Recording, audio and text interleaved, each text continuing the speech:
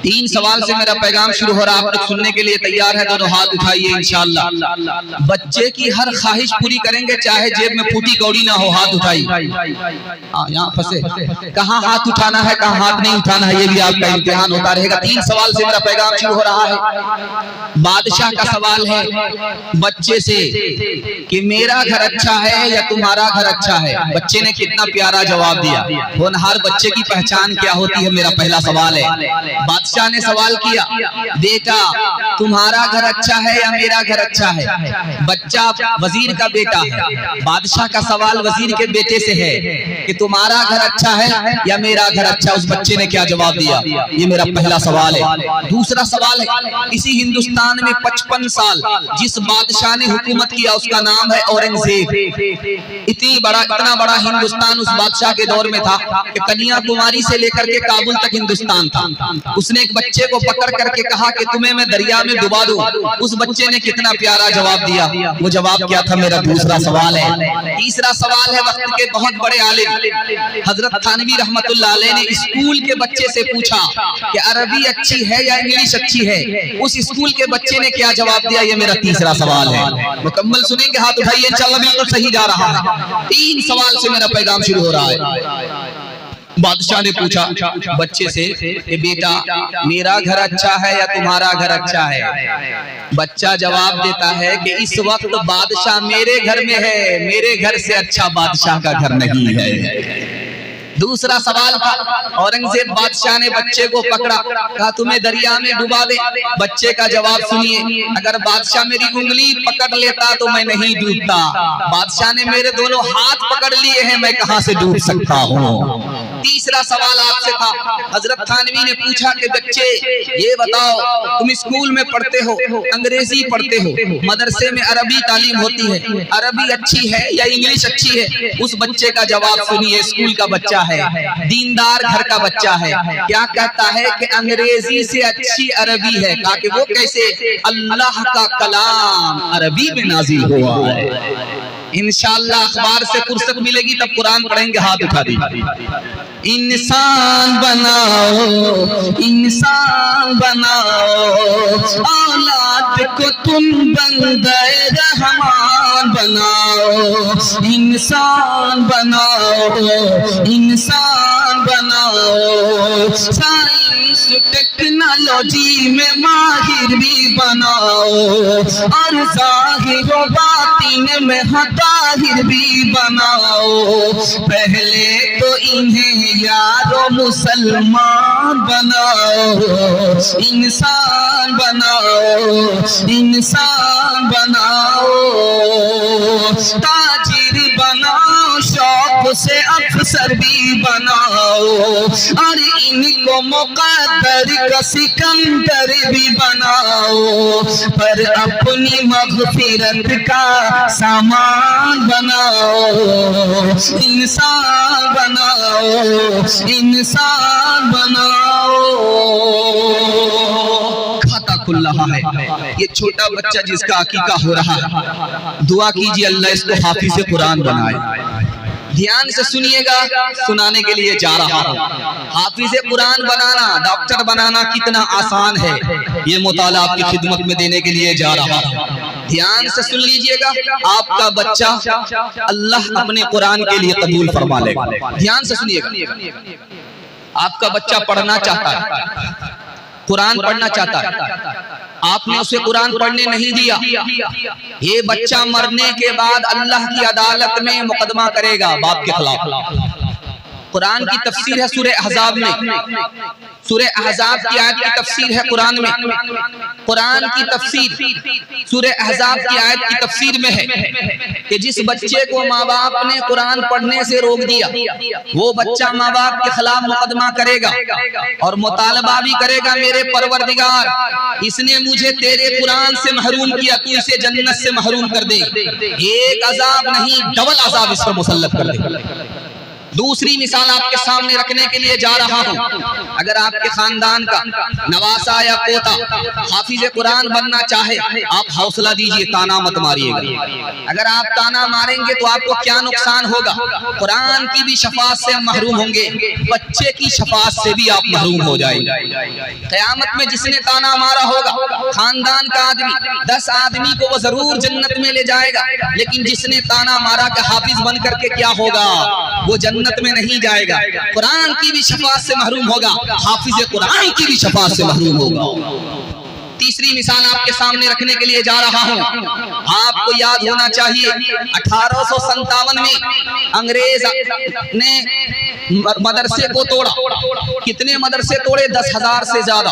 1861 में अंग्रेज ने 3 लाख कुरान के नुस्खे जला डाले और 1857 में अंग्रेज ने 2 लाख मुसलमानों को मारा और आलिमों को फांसी पर चढ़ाया 52 लाख। ये कुरान कैसे बच गया? ये मदरसा कैसे रहा? ये इल्म कैसे जिंदा रहा? इस्लाम कैसे बाकी रहा? इन्हीं छोटे बच्चों के सदके में इस्लाम बाकी रहा। इन्होंने कुरान को सीने में महफूज किया और हमारी दाढ़ी टोपी की हिफाजत हो गई। आखिरी मिसाल आपके सामने रखने के लिए जा रहा हूं, ध्यान से इसको सुनिएगा और जिंदगी भर ये मिसाल काम आएगी। आप डॉक्टर भी बनाना चाहते हैं, शौक से बनाइए, हाफिज बनाना भी आसान है। 1800 बच्चे ने नेट पास किया इस साल, 1800 बच्चे ने, उसमें 1200 बच्चे मदरसे के पास हो, 1200। और टॉपर लिस्ट में किस बच्चे का नाम आया? जो हाफिज था और स्कूल की तैयारी कर रहा था। क्यों? वो बच्चा टॉप किया जो हाफिज था। 1200 की तादाद में मदरसे का बच्चा नेट इम्तिहान पास कर गया। क्या खूबी है बताने के लिए जा रहा हूं। 5 साल आप अपने बच्चे को स्कूल में पढ़ाइए। जब 5 साल पढ़ ले तो वहां से हटा करके उसको मदरसा में 3 साल के लिए दाखिल कर दी। 3 साल के अंदर वो हाफिज बन जाएगा। उसका दिमाग इतना तेज हो जाएगा जैसे पत्थर पर चाकू तेज हो जाया करता है। आप उसको कहीं भी डाल दीजिए, जिसने कुरान को याद कर लिया उसके पास कौन सी किताब बचेगी याद करना? कौन सा इम्तिहान उसके लिए मुश्किल होगा? कौन सी किताब उसके लिए मुश्किल होगी? हर किताब आसान। 5 साल स्कूल में, 3 साल मदरसे में। हाफिज बनाने के बाद फिर स्कूल में उसको दाखिल कर दीजिए। ट्यूशन के जरिए सारा बच्चा पीछे होगा, वो बच्चा सबसे आगे होगा। इंशाअल्लाह बच्चे को हाफिज बनाना है, हाथ उठा दीजिए। बिल्कुल सही जा रहा है। आखिरी मिसाल है, पैगाम को खत्म कर रहा हूं। बीवी ने जलसा में सुना कि हाफिज जो होगा उसको ताज मिलेगा। तो बीवी ने सोचा कि जिसकी बीवी हूं, अगर उसको ताज मिलेगा, हाफिज होगा, तो बीवी की कितनी बड़ी शान शौकत होगी। तो बीवी ने शौहर से कहा तुम हाफिज बन जाओ। तो शौहर ने कहा कि बूढ़ा तोता क्या सीखेगा, मेरे बाप से भी नहीं होगा। हिफ्ज़ करना बिल्कुल आसान है, का नहीं होगा। का बिल्कुल आसान है, का हमसे नहीं होगा। का बिल्कुल होगा। अगर तुमने हिफ्ज़ मुकम्मल कर लिया तो मैं तुम्हारी दूसरी शादी कर दूंगी। अब क्या था, दूसरी शादी के चक्कर में रात दिन एक करके 6 महीने में हाफिज़ कुरान हो गए। फिर क्यों ना हो मुमताज इस्लाम दुनिया भर के मजहब में, यहाँ मजहब किताबों में, वहाँ कुरान सीनों में। फज़ले खुदा से साहिब ज़ीशान हो गया, जो खुश नसीब हाफिज़े कुरान हो गया।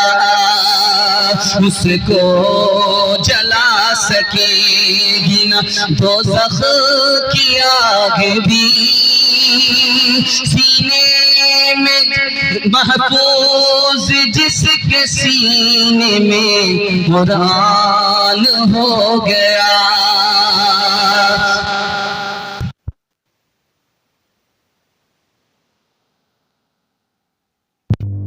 दिन होंगे ताजदार जिसका दुलारा हाफिज़े कुरान हो गया।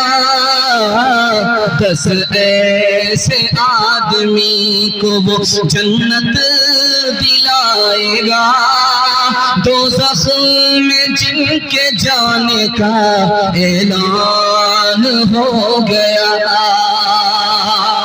खाता बहुत अच्छा हुआ है, इंशाअल्लाह खात्मा भी बहुत अच्छा होगा। जलसे दस्तारबंदी बार बार देखेंगे और बच्चे को हाफिज़े कुरान बनाने के लिए सोचेंगे, हाथ उठा दीजिए।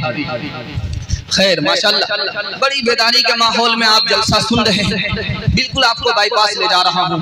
होनहार बच्चा कौन होता है, ये नमूना देने के लिए जा रहा हूँ। बच्चे के पैगाम को खत्म कर रहा हूँ, सुनिएगा। बांग्लादेश में 60,000 स्कूल चल रहे हैं ईसाइयों के। उन्होंने कहा है कि 50 साल के अंदर स्कूल के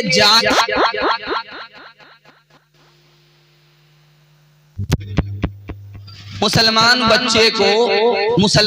बच्चे को हम ईसाई बना लेंगे। 50 साल के अंदर बांग्लादेश मुसलमानों का मुल्क ईसाई मुल्क हो जाएगा। आंख बंद करके हम लोग स्कूल में डाल देते हैं। ये नहीं देखते हैं कि ये स्कूल किसका है, किस मकसद से चल रहा है, इसमें पढ़ने के बाद हमारा बच्चा मुसलमान रहेगा कि नहीं रहेगा। आंख बंद करके हम लोग स्कूल में डाल देते हैं। 75% मुसलमानों के स्कूल हैं जिसका मकसद आपके बच्चे को पढ़ाना नहीं है बल्कि पैसा कमाना। इससे कोई बहस नहीं कि आपका बच्चा क्या बनता है, इंसान बनता है कि नहीं बनता, मुसलमान बनता है कि नहीं बनता, इससे कोई बहस नहीं। उसका मकसद है पैसा कमाना। आपका बच्चा जन्नत में जाए या जहन्नम में जाए, इससे उसको कोई बहस नहीं है।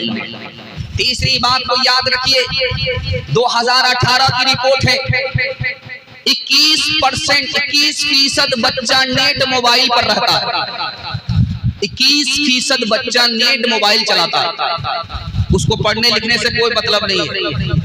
22 घंटा फी हफ्ता वो नेट चलाता है और सिर्फ 16 घंटा फी हफ्ता वो होमवर्क करता है। नेट चलाने वाले बच्चे कितने हैं? 21%। पढ़ते कितना है? 16 घंटा एक हफ्ते में। और नेट कितना चलाते हैं एक हफ्ते में? 22 घंटा। सर्वे रिपोर्ट कह रही है कि हमारा बच्चा जो 1 घंटा नेट चलाता है 80% बीमार होता है। जो बच्चा बीमार होगा वो तरक्की क्या करेगा? खाक करेगा। तरक्की करने के लिए दिमाग भी ताकतवर होना चाहिए, दिल भी ताकतवर होना चाहिए। और इस मोबाइल ने हमारे बच्चे के दिमाग को कमजोर कर दिया, दिल को कमजोर कर दिया। खाक तरक्की करेगा। दूसरी बात को याद रखिए, जो बच्चा के आधा घंटा से ज्यादा नेट चलाता है, मेडिकल साइंस की रिपोर्ट है, उसको दिल की बीमारी लगती है, दिमाग की बीमारी लगती है, गुर्दा फेल हो जाता है। इसलिए मैं हाथ जोड़ करके आपसे कहता हूं, घर में अगर आप रहें, बच्चों के सामने मोबाइल मत देखिए। जब बच्चा घर से निकल जाए तब मोबाइल चलाइए। तकरीर सुननी है तकरीर सुनिए, तिलावत सुननी है तिलावत सुनिए। अगर आप बच्चे के सामने मोबाइल चलाएंगे, बाप ड्राइवर बेटा खलासी गाड़ी का नंबर 786, आपको तो चलाना ही नहीं आता, वो 1 नंबर का मास्टर कहां से कहां पहुंच जाएगा। मोबाइल चलाने की वजह से उसका दिमाग साफ नहीं होगा, दिल पाक नहीं होगा, वो बच्चा खाक तरक्की करेगा। आप छोड़ करके दिखाइए मोबाइल, आपके बच्चे का मोबाइल छूट जाएगा। दूसरी बात याद रखिए, जर्मनी आप जानते हैं वहां का हिटलर था। क्रिकेट मैच हो रहा है, बोला कि कौन जीता कौन हारा, कहा 3 दिन हो गए हुजूर, टेस्ट मैच चल रहा है, अभी नतीजा सामने नहीं आया, कौन हारा कौन जीता, 3 दिन के बाद पता चलेगा। हाँ, 3 दिन से लोग बेकार पड़े हुए हैं, काम धंधा छोड़ करके तमाशा देख रहे हैं। इतने सारे लोगों को निकम्मा बना दिया इस क्रिकेट मैच ने, और 3 दिन के बाद फैसला होगा। आज के बाद कोई क्रिकेट नहीं खेलेगा, क्रिकेट के बाद हमारा मुल्क पीछे हो जाएगा, क्रिकेट छोड़ेगा तब मुल्क आगे बढ़ेगा। हिटलर ने अपने मुल्क से, जर्मनी से क्रिकेट ही को खत्म कर दिया। हाथ उठा करके वादा कीजिए, इंशाल्लाह एक हाथ में मोबाइल होगा हमारे बच्चे के, दूसरे हाथ में क्रिकेट का बल्ला होगा। हाथ उठाइए। ये ऐ मेरे नन्हे गुलफाम मेरी नींदें तेरे नाम, ऐ मेरे नन्हे गुलफाम मेरी नींदें तेरे नाम। तेरा बचपन पाक रहे, तेरा बचपन पाक रहे, मुझ पे तो है 100 इल्जाम, ऐ मेरे नन्हे गुलफाम। किसका पड़ा तुझ पे साया, किसने ये रास्ता दिखलाया, कौन तुझे इस घर में लाया, कौन तुझे इस घर में लाया, ये घर है रुसवा बदनाम, ऐ मेरे नन्हे गुलफाम। मदरसे के हवाले से सुना रहा हूँ, मदरसे का एहसान बताने के लिए जा रहा हूँ। मदरसे से 3 तरह का ताल्लुक होता है, उस ताल्लुक को कायम रखने का वादा ले रहा हूँ। वादा देने के लिए तैयार है, दोनों हाथ उठाइए, घबराने की बात नहीं, वैसे भी 7 खून माफ। उसके बाद गलती मत कीजिएगा, सीधे जनाजा पढ़ेंगे आप। ध्यान से सुनिएगा, तीसरा पैगाम लेकर के आ रहा हूँ। आज मदरसा जब बढ़ता है तो लोग कहते हैं कि मदरसा तो था ही, नया मदरसा खोलने की क्या जरूरत है। अरे दुकान तो थी ही, दूसरी दुकान खुलने की क्या जरूरत है। जब दुकान पर दुकान खुल रही है, इसको तरक्की कहा जा रहा है। तो मदरसा पर अगर मदरसा खुल रहा है तो इसको तरक्की क्यों नहीं कहा जा रहा। आप देखेंगे 2 तरह की ट्रेन चलती है, एक में सिंगल इंजन होता है, एक ही इंजन होता है जिसमें सवारी होती है, एक ही इंजन होता है। दूसरी गाड़ी होती है रेलगाड़ी, उसका नाम है मालगाड़ी, उसमें डबल इंजन होता है। जब डबल इंजन आता है तो ताकत ज्यादा आ जाती है, सिंगल इंजन में ताकत कम, डबल इंजन में ताकत ज्यादा। जब डबल मदरसा होगा तो ताकत ज्यादा होगी, इस्लाम तेजी के साथ। दूसरी बात याद रखिए, मदरसे का एहसान दिखाने के लिए जा रहा हूं। 2003 ईस्वी की रिपोर्ट है, स्कूल चला रहा है मदरसे वाले स्कूल चला रहे हैं। जैसे अक्कल कुआं देखिए, वहाँ स्कूल भी चलता है, यूनिवर्सिटी भी है, कॉलेज भी है। आपको देख करके दंग रह जाएंगे। 1,20,000 बच्चे, इतना बड़ा मदरसा स्कूल चला रहा। मुरादाबाद शाही मदरसा, उसके तहत स्कूल चलता है। मदरसा भी चल रहा है, स्कूल भी चल रहा है, वो मदरसे वाले चला रहे हैं अपने पैसे से। तो 2003 ईस्वी की रिपोर्ट है, primary school, middle school, high school मदरसा जो चला रहा है, उसमें पढ़ने वाले बच्चे कितने हैं? 1 करोड़ से भी ज्यादा। दूसरा एहसान दिखाने के लिए जा रहा हूं। 2005 ईस्वी की रिपोर्ट है, सरकारी स्कूल में सरकार एक बच्चे पर सालाना कितना पैसा खर्च करती है? 1326 रुपया, 1326 रुपया सालाना खर्च करती है। एक साल में सरकार हमारे बच्चे पर कितना पैसा खर्च करती है? 1326 रुपया। और मदरसे वाले हमारे बच्चे पर स्कूल जो चला रहा है, मदरसा जो स्कूल चला रहा है, उस मदरसे स्कूल में पढ़ने वाले बच्चे पर मदरसा कितना पैसा खर्च कर रहा है? 1,20 करोड़ रुपया। इतना बड़ा एहसान है।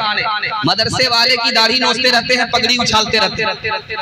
मदरसे वाले का एहसान दिखाने के लिए जा रहा हूँ, सुन करके हैरत होगी आप।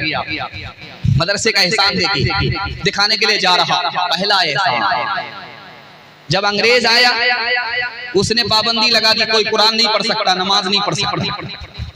तो मदरसे के आलिमों ने अपने बच्चे को चोरी छुपे कुरान याद कराया, उन्होंने अपने बच्चे को याद कराया। सब तो मिट गए, इस्लाम को मिटने नहीं दिया। किसने? आलिम ने और मदरसे ने। दूसरा एहसान दिखाने के लिए जा रहा हूं, अगर ये मदरसा नहीं होता तो आज हमारे सर पर दाढ़ी और हमारे सर पर टोपी और दाढ़ी नहीं होती। आज चेहरे पे दाढ़ी, सर पे जो टोपी नजर आ रही है, मदरसे का एहसान है। अगर ये मदरसा नहीं होता, इंसान नहीं होता। जब इंसान नहीं होते तो जानवर से भी बदतर जिंदगी गुजारते। तीसरी बात बताने के लिए जा रहा हूँ, मदरसे का एहसान। मदरसे के लोग ही आपकी बच्ची का निकाह पढ़ाते हैं, फिर बच्चे को माँ भी मिलती है, बाप भी मिलता है। अगर ये मदरसे वाले नहीं होते तो निकाह कैसे हलाल होता? बच्चे को माँ तो मिलती, बाप नहीं मिलता।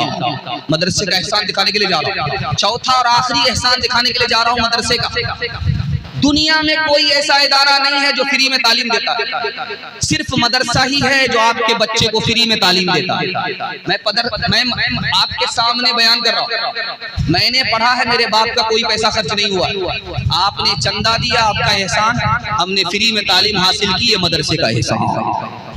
मदरसा नहीं होता तो आपके बच्चे को फ्री में तालीम नहीं मिलती। इंशाअल्लाह मदरसे को चंदा देंगे, बच्चे को स्कूल में पढ़ाएंगे। हाथ उठाए। इस्लाम के इस मरकज से हुई तकदीर से आया आजादी की, इस बामे हरम से गूंजी है तकबीर आजादी की। कुछ बात है कि हंसती मिटती नहीं हमारी, सदियों रहा है दुश्मन दौरे समा हमारा, सदियों रहा है दुश्मन। यूनान मिस्र रोमा सब मिट गए जहां से, अब तक मगर है बातें, अब तक मगर है बातें। नामो निशान हमारा सारे जहां से अच्छा, हिंदुस्तान हमारा हम बुलबुले हैं इसकी। हर दम बरस रहे हैं अनवार मदरसों में, आकर तो कोई देखे एक बार मदरसों में। हर पल मोहब्बतों का इजहार मदरसों में, गुफ्तार मदरसों में, किरदार मदरसों में। दिन भर तिलावतें हैं